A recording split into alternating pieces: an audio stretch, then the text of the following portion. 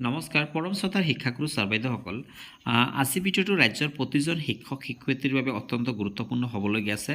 তো ছাৰ বাইদেউসকল আপোনালোকে নিশ্চয় সকলোৱে জানে যে বৰ্তমান গুণোৎসৱৰ যি স্কুল ইভালুৱেশ্যন ফৰ্মখন এই স্কুল ইভালুৱেশ্যন ফৰ্মখন অনলাইনত ফিল আপ কৰিব লাগে আৰু অনলাইনত ফিল আপ কৰিবৰ বাবে আজি বৰ্তমান লিংকটো মুকলি কৰা হৈছে আৰু আপোনালোকে আজিৰে পৰা আপোনালোকে অনলাইন যোনটো স্কুল ইভালুৱেশ্যন ফৰ্ম এইখন ছাবমিট কৰিব পাৰিব।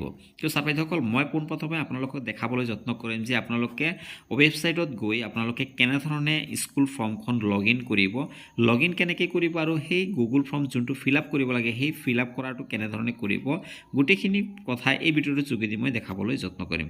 তাৰ বাবে আপোনালোকে কি কৰিব লাগিব, তাৰ বাবে আপোনালোকে যোনটো এটা আপোনালোকে লিংক নিশ্চয় আপোনালোকে পাইছে সেই লিংকটোত আপোনালোকে ক্লিক কৰিব।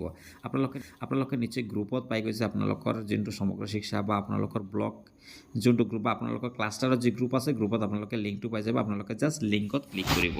লিংকত যেতিয়া ক্লিক কৰিব আপোনালোকে এনেধৰণে এণ্টাৰপেজ দেখা পাব আৰু এই এণ্টাৰপেজত আপোনালোকে তললৈ আহি আপোনালোকে OMRকে ধৰি আপোনালোকে গাইডলাইনকে ধৰি গোটেইখিনি আপোনালোকে ডাউনলোড কৰিব পাৰিব।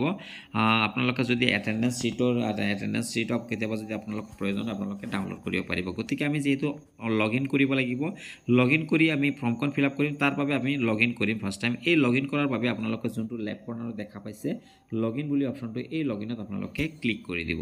লগ ইনত ক্লিক কৰাৰ লগে লগে এনেধৰণে এণ্টাৰপেজ আহিব যে log in your account, state log in, district, block, school log in, external evaluator log in. গতিকে আমি স্কুল লগ ইনতে ক্লিক কৰিব লাগিব যিহেতু আমি স্কুল ইভালুৱেশ্যন ফৰ্মখন ছাবমিট কৰিম। তাৰ বাবে এনেধৰণে যেতিয়া স্কুল লগ ইনত আপোনালোকে ক্লিক কৰিব এনেধৰণে এণ্টাৰপেজ দেখা পাব য'ত আপোনালোকে স্কুল কোড বা ইউজাৰ কোডটো আপোনালোকে ইয়াতে দি দিব।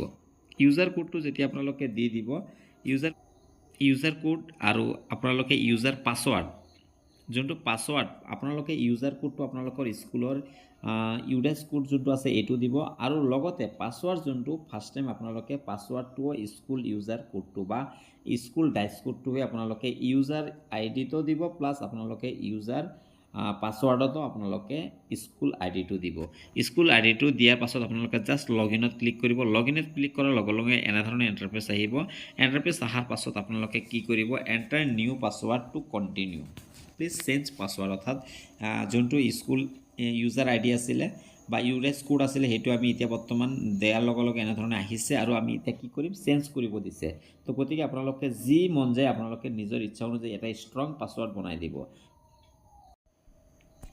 পাছৱাৰ্ড দিয়াৰ পাছত আকৌ পুনৰ আপোনালোকে সেইটো কনফাৰ্ম কৰি ল'ব, এণ্টাৰ কনফাৰ্ম পাছৱাৰ্ড, আৰু সেই কনফাৰ্ম পাছৱাৰ্ডটো আপোনালোকে দি দিব। যোনটো আগতে দিছে সেইটো পাছৱাৰ্ডটো আপোনালোকে দি দিব।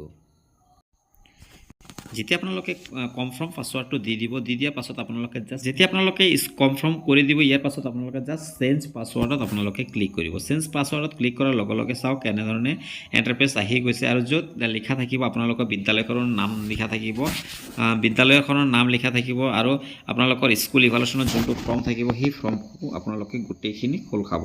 ইয়াৰ পাছত আপোনালোকে জাষ্ট চাওক school evaluation form Gunotsav 2024, choose one option against each descriptor. আপোনালোকে যোনটো কৰিব ইয়াৰে এটা কুৱেশ্যন নম্বৰ 1কে ধৰি আপোনালোকে কৰিব পাৰে, অৰ্থাৎ morning assembly as per observation আপোনালোকে কেনেধৰণে পাইছে আপোনালোকে নিজৰ হিচাপত আপোনালোকে নিজে দি দিব।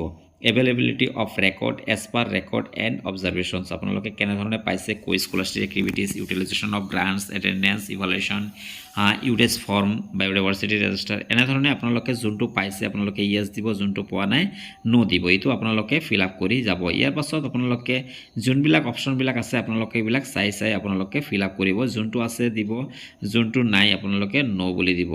এনেধৰণে আপোনালোকে কৰি ইয়াৰ পাছত আপোনালোকে জাষ্ট গোটেইখিনি যেতিয়া 12 নম্বৰলৈকে ফিল আপ হৈ যাব ইয়াৰ পাছত আপোনালোকে জাষ্ট নেক্সট অপশ্যনত আপোনালোকে ক্লিক কৰিব। নেক্সট অপশ্যনত ক্লিক কৰাৰ লগে লগে চাওক আমাৰ কিছুমান আমি এতিয়া ফিল আপ কৰা নাই যে এইটো কাৰণে এনেধৰণে দেখুৱাইছে। তো গতিকে আপোনালোকে ফিল আপ কৰাৰ পাছত নেক্সট অপশ্যনত যেতিয়া যাব আপোনালোকে পুনৰ আৰু এখন ফৰ্ম খোল খাব।